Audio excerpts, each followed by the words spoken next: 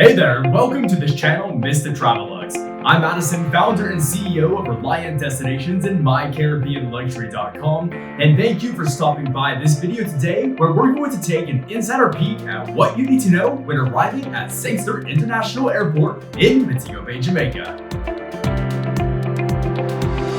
If this is your first time on the channel, I want to invite you definitely to have a look in that description below. There you will find so much information you definitely want to know, how to get in touch with us, what we can do for you, more about kind of this process at the airport, things about Sandals, and tons of more information you definitely want to know. Most importantly, if you are thinking to take a trip to a Sandals or Beaches resort, make sure to reach out to us at hello@ReliantDestinations.com. Again, that's hello@ReliantDestinations.com, where my team will make sure you have the best service and the best value.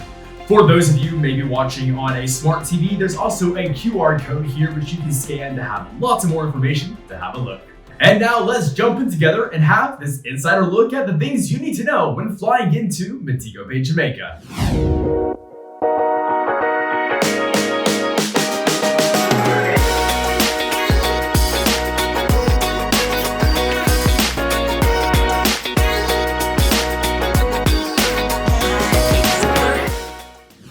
Look folks, I know it can be daunting when you're flying into a new airport, and particularly if you haven't traveled much internationally before.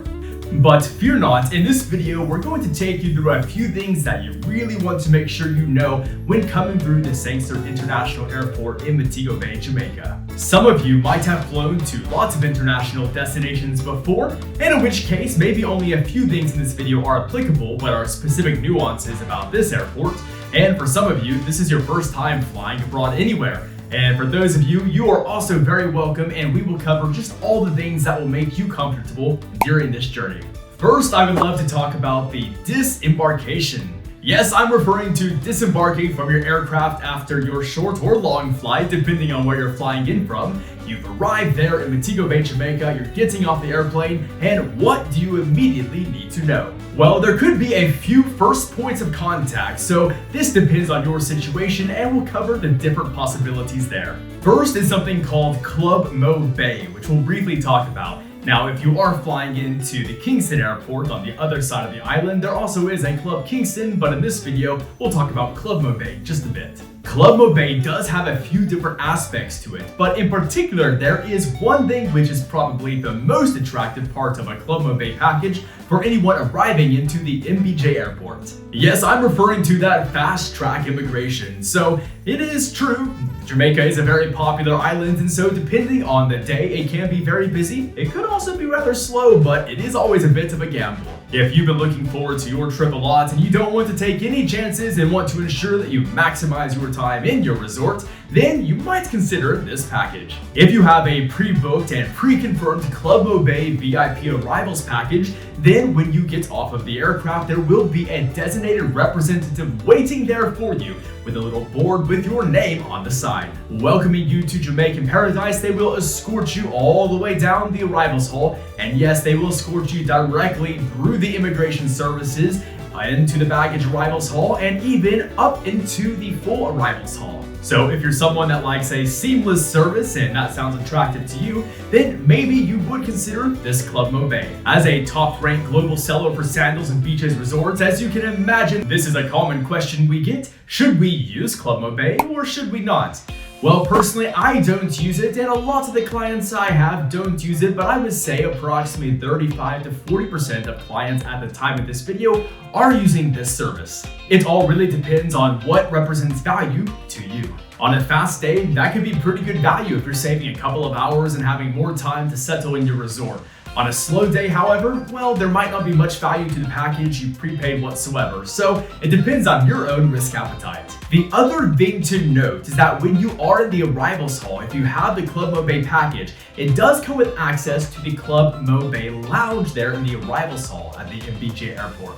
However, I will let you in on a little secret on this. In my own opinion, the Sandals lounge is much nicer, and it's included for the Sandals guests. Now, I understand some people watching this video may not be headed to Sandals and just interested in the airport experience, but this video is specific for Sandals guests, although there will be some applicable things for anyone arriving at this airport. If you are headed to a Sandals and Beaches resort, that Sandals and Beaches lounge there might be your first point of contact once you're all the way through the security process. Even if you do have Montego Bay, for me personally, I would still head directly to the Sandals Lounge where there are snacks, amenities, there's beverages, both non-alcoholic and alcoholic for you to enjoy. The Montego Bay Lounge does have similar things and also does have some more food offerings in general, but you're going to be in your paradise resort very soon when there's a lot of food, and honestly, it's more comfortable and a nicer environment over on the included, already free Sandals Lounge side. So back to potential first points of contacts when arriving there on the island.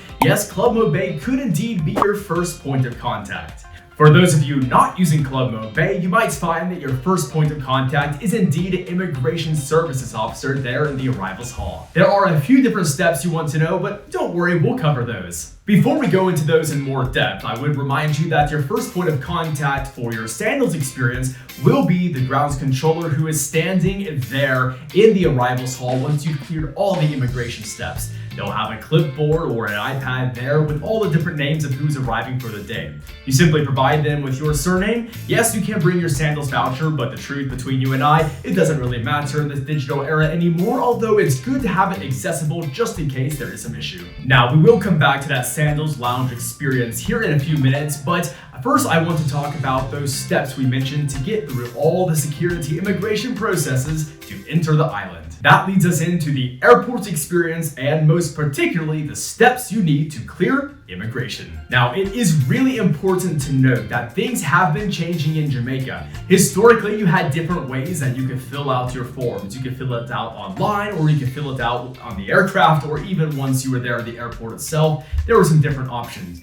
Now, very recently, right before the publishing of this video, Jamaica has actually changed their policies. Yes, what they are now requiring is that this C5 form, which is what it's called, C5 form is filled out before you go to Jamaica. It's a very quick form. Personally, it takes me about 30 seconds, but it's something you do need to do. It's instantly approved. It's not something which takes a long time, but you do need to have this successfully submitted before you even board your aircraft from your originating destination. If for some reason they do have trouble locating your C5 form, but there's proof that you have submitted it, they might in fact ask you to go to one of the existing kiosks. There are some digital kiosks where you can fill out the form yet again to match up there for the immigration officer. It is also worth noting that now, as policy, most airlines will ask to see proof of the C5 form that has been submitted before you're allowed to even check in or board your aircraft for that international flight. Oh, and a word of warning for you. In this digital era we live in, yes, there are still scammers out there, and unfortunately, someone did take advantage of this new online protocol for Jamaica. So I have noticed, and unfortunately, a few clients I know have fallen victim to this. There is a fake website out there that kind of looks like it's the Jamaica website, but it's not the Jamaica website. It is not the real C5 form. So make sure you are going on the actual government website for Jamaica, or of course, if we're using a service like mine, we can just provide you with a link so you don't have to worry which form you're filling out. A scam like that is not a data collection scam, but what they are trying to do is take money from you. So do know that the C5 form does not cost. So when you're filling it out, if it asks you for a payment at the end to finish a fee or something like that, $50 is what I've usually seen out there, they know that's not the real C5 form. So now you have this C5 form that has been submitted, it's completed, it's all done, and you're walking through the arrivals terminal and you're trying to get to this next step. Next, you will queue up for a discussion with the immigrations officer who will pull up your C5 form, look at everything, and maybe ask you some very basic questions. Don't forget, honesty is always the best policy, and of course, they want you to come to the island. They're just making sure that every single person who enters is there for a valid reason. Once you have passed this initial immigration step, you will go to the baggage arrivals hall. So this is right past that point where they are going to stamp your passport, and this is where you pick up your baggage. Now, it might feel like it, but you're not actually done with the process yet, so do hold tight there. There you will pick up your bag, and of course, as a little reminder, make sure that it is your bag because lots of bags look alike, and there's nothing worse than getting to the resort just to realize you have somebody else's baggage and somebody else has yours. That's never a good start to a trip of paradise. Once you have picked up your bags, you will proceed to the final step of the immigration clearance. And this is someone who will basically look at your bags and determine whether they want to have a secondary inspection or not. There are some different clearance zones, so you'll see a green one, which is the vast majority of people, which is nothing to declare. If you do have something that is questionable or something you do need to declare, then you'll want to choose the red lane, where they will ask you some further questions and you can make sure that you're declaring whatever you're bringing to the island. There's a few things I will also note about airport protocol, airport etiquette here.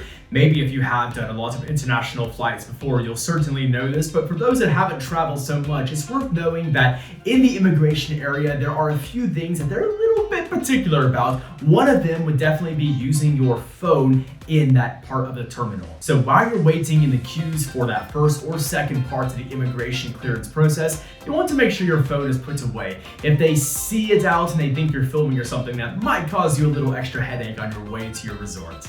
In terms of declaring things, also the rule is always better safe than sorry. So if you're not sure if you need to declare it, it's better to declare it, and they'll be happy to just tell you no, you don't need to, versus accidentally getting caught with something which you need to declare, which is definitely much more of a heartache. A couple of things that some people forget to declare would be, for example, prescription medication, which you need to have the original prescription and sometimes even a letter from the doctor, or pre-clearance if it's a controlled substance. If you're not sure what I'm talking about, just type in Google controlled substances Jamaica. You'll see what I mean and you'll know what you need to do there. You can almost always get approval for any medication, but if it is a controlled substance, you might want to get ahead of this by a couple of weeks. Basically, with the Ministry of Health, they will do a little bit of liaison there to make sure you have the right documentation so that you have no issues upon arrival. I think it goes without saying that you shouldn't be bringing any weapons, anything like this with you, of course, to the airports as well. And even some things, for example, like drones, which some people might think is okay to bring in, you do need to have a proper license for this and a pre-certification, know the local FAA rules, and there are some technicality to this where it's not as simple as showing up with a drone and flying it around, for example.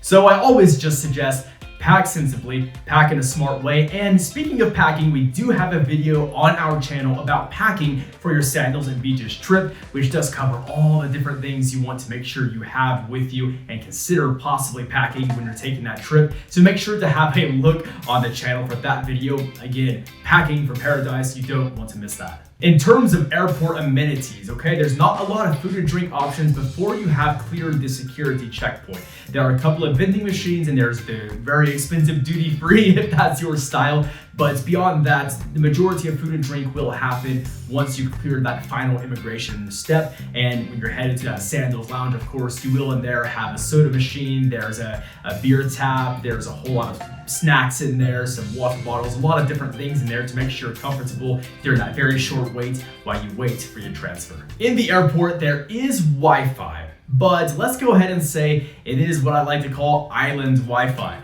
As someone who has an office in Jamaica myself, trust me, I've been down this road before of the struggle it is to get good internet. And our internet, even in our office, it's a little bit unpredictable at times. So it is worth noting that there in the airport, the Wi-Fi can be very spotty. But if there's a message you desperately need to send and don't have any connectivity, you should be able to find somewhere to send that. Just expect it might take a little while to go through. That might lead you to ask the question, so Addison, how do I make sure I have the best internet?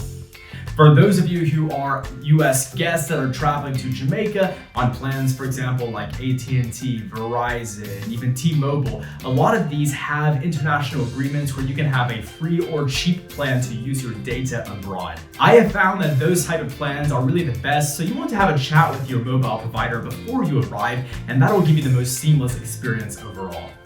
If you need a different option as well, you can buy a SIM card. You can pre-purchase them before you arrive, but honestly, if you need a SIM card like that, it's best to get it up on arrival. You can get it in a duty-free area. There's no problems there. Oh, and money, of course. You're thinking, well, what about currency? Okay, so in Jamaica, they use Jamaican dollars, but the real big thing that you need to know here is US dollars are actually king on the island. So I'll go ahead and say it, unless you want some Jamaican currency for a souvenir, you really don't need any Jamaican currency whatsoever during this stay at Sandals. Anything you might purchase there in the resort is in US dollars. You can tip anyone in US dollars if you're going on excursion, your transfer driver, that sort of thing. So US dollars is all you need. I recommend getting that from your bank before you come to Jamaica because ATMs can be very spotty and also usually have a high charge to use them on the island. I like to give you little warnings, of course, so one thing I will mention is as you are coming through the baggage arrivals hall, there are actually 2 different currency exchange desks. There's always a young lady out there, very friendly, who will tell you as you pass by, you need to make sure to have some Jamaican currency on you, at least a little bit. That's what they'll always tell you. It's not actually true, it's just a marketing technique, and the reality are those kind of currency exchange booths, they charge a really high fee. It's not good value for your money, so unless, again, you want a little bit for a souvenir, that's probably something you want to pass on, irrespective of what you're being told there at the moment. The final thing about that airport experience I will also mention is in certain parts of the baggage hall in particular, it can be a little bit warm. So if you're like me and you get hot quite easily, it's something worth considering, perhaps bringing a fan with you. Okay, I'll also let you in on a little surprise here. If you are a client of Reliant Destinations, at the time of this video, we're actually sending out little boxes of goodies to all of our guests who are traveling to any Sandals Beaches resort. In there's actually an electronic fan that fits perfectly into a purse, and so maybe that's something you want to remember to bring with you because definitely it can be helpful. Okay, so you've cleared all the immigration steps, you've survived that journey, and now you're there comfortably in the Sandals Lounge. What happens next? You will have a brief wait as your transfer is being arranged for you. And when your transfer is arranged, then they will actually call out either your name if it's a private transfer, or they will call out something like, all guests headed to Sandals Ochi, please go to the front of the Sandals Lounge and get ready to board, something like that. Now there is one more technicality which I want to mention because again, we're trying to prepare you for this experience. Now, if you are headed to Sandals, remember there is no tipping in resort outside of Butlers and Spa, but outside of that, there are some tipping things you want to be aware of. Of course, we have different videos on this, but at this moment there in the airport, there are some people that you will want to tip, so let me tell you about those really quickly. These are called red hat porters, and essentially what happens is your bags are tagged when you arrive at the Sandals Lounge, and one of these porters will load your bags up onto their trolley, and they will take all of your bags for you from there at the Sandals Lounge all the way out to your private car or to the shared bus, whatever it might be. Standard protocol with this would be about $1 per bag. If you have a lot of bags, maybe $5 for the whole thing. But that's something which you do want to have a little bit of cash on you because it's not easy to get small cash there at the moment once you're standing there in the terminal. These red hat baggage porters, they've handled a lot of bags over the years, so don't worry, it's not something you need to be worried about, but just know that it is common practice, it's common protocol, and it's not something strange. So just know that this is something you might expect there when you are exiting the Sandals Lounge and getting ready to head to your transportation. And speaking of that tip, in your transportation, whether it is a shuttle, a bus, or a private car, you can tip that driver as they are a third-party representative and they're not actually a Sandals employee directly. So there you have it, some things that you want to know when you're headed to that MBJ Airport in Montego Bay, Jamaica. As always, if you have any questions whatsoever, please reach out to my team and I. hello@reliantdestinations.com. Again, that's hello@reliantdestinations.com, or you can scan the QR code here on the screen. And we would love to make sure you have the best service, the best value, and a very personable experience that's best for you and of course makes memories to last a lifetime. Remember, this isn't something you need to do alone, so we're here to help. Thanks again for stopping by this channel. Please remember to like this video and subscribe, and I look forward to seeing you around this channel or perhaps even in resort sometime. Thanks again, we'll see you soon.